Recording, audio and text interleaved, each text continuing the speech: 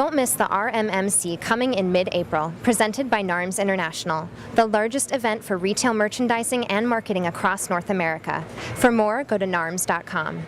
This is The Deep Think. We're here at Natural Products Expo West on the show floor to talk about childhood obesity and what the natural products industry can do about it. Joining me are Ashley Koff, dietitian and author of Mom Energy, and Dr. Alan Greene, pediatrician and author of Feeding Baby Greene. Thanks for joining us. So first, we want to talk about some breaking news that's happened in the past couple weeks around childhood nutrition about arsenic being found in organic brown rice syrup. This is an ingredient that's in many baby foods. Dr. Alan Greene, what about this? What about this issue? That was very alarming for parents, and it made them question the value of organics. I think one of the key things to understand is when it's been compared head to head, the conventional rice syrups have 4 times the arsenic of the organic. So yeah, arsenic's an issue that we need to pay attention to, but organic is part of the solution, not part of the problem. And in addition, the arsenic wouldn't be the only issue you'd be worried about for your kids if you were not choosing organic, right? So if you look at the chemicals that are in non-organic rice syrup, it's not a clean product. And even a year ago, the mandate was rice cereal for kids' nutrition. Right, last year on this date, the #1 most recommended first food to start kids on their food journey by pediatricians across the country was conventional processed white flour that we called rice cereal. But there was a little campaign called Whiteout, a grassroots campaign to let every child's first grain be a whole grain, their first food actually be a real whole food. And it took off like wildfire. At the end of the year, 14,800 physicians were surveyed, and 93% said they would never recommend the white rice cereal in just again. 1 year. In just 1 year, dramatic change. And so change can happen. Who made that change? Was it moms? Was it the media? Was it, I know, you're out there talking about it, but who really made their voice heard to make that change? So it started with just a small group of us that had a clear, simple message for people to do. And we spread it to moms, we spread it to parents, and talked to key mom groups around the country.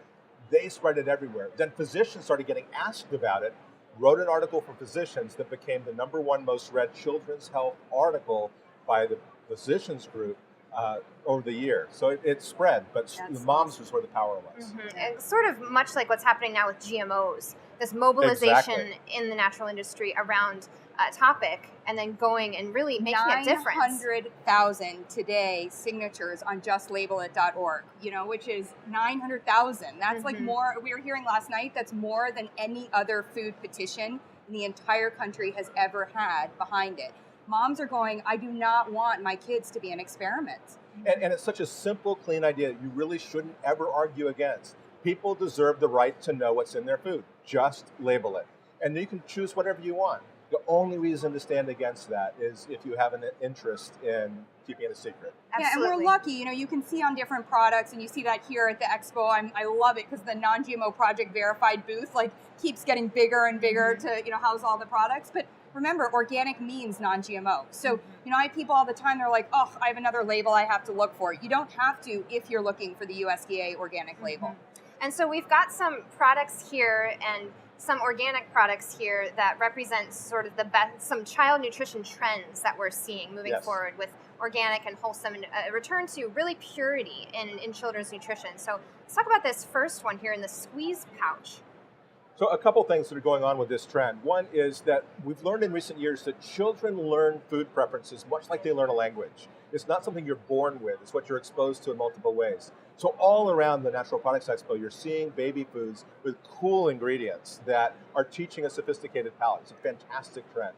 And one of the things at Plum that we've been doing is adding Greek yogurt and ancient grains, which I think are really cool, all individually trends you're seeing around here. Instead of adding isolated calcium carbonate or soy protein isolate, or all that, the other part is kids are getting the nutrition in the whole food form. So again, you don't have to then go invest in all these dollars for supplements and other things.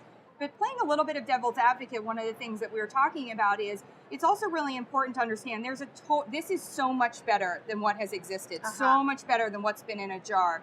But kids need to know that what an apple looks like, right? Or what a baked apple smells and tastes like. So, these are great options. But one of the things that when working with patients is I often caution them, your kid isn't meant to be, if your kid's a little bit fussy, sucking on this while you're driving the car, like that's what a pacifier is for. So, make sure that and I was asking you, like, when should they play with forks, knives, and spoons? Because I don't want their only behavior to be this, instead. No, I think it's very important to get them doing that. The other big trend that's early on that I think is important for childhood obesity and just in general for developing food culture is to let the very first meal, instead of the kid over here in a high chair, be a shared meal.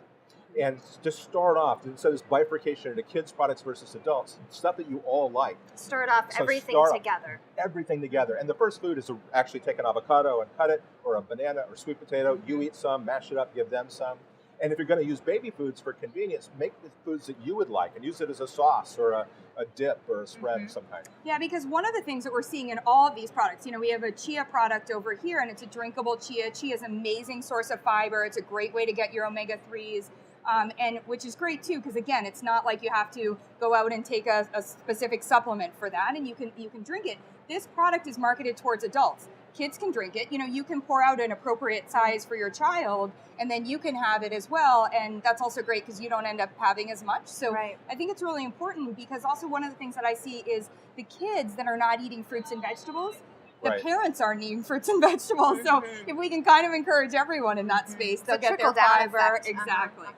And then, so the last thing we want to talk about is Campbell's recently announced that no BPA in any of their cans moving forward. Who knows if they're actually going to do this? I believe they will do it, but that doesn't mean immediately moving forward. That's over time. They're phasing it out. But that's a big thing, that they're phasing it out. BPA is a nasty chemical.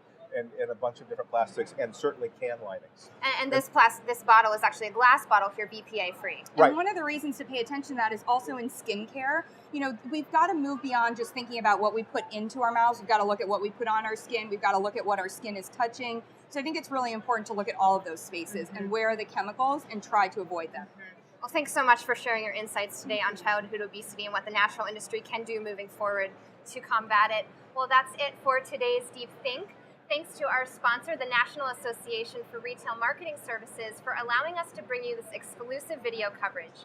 You can check out all of our videos from Expo West 2012 at newhope360.com/video, and follow us on Twitter at newhope360 for the latest news as it happens. Thanks for watching.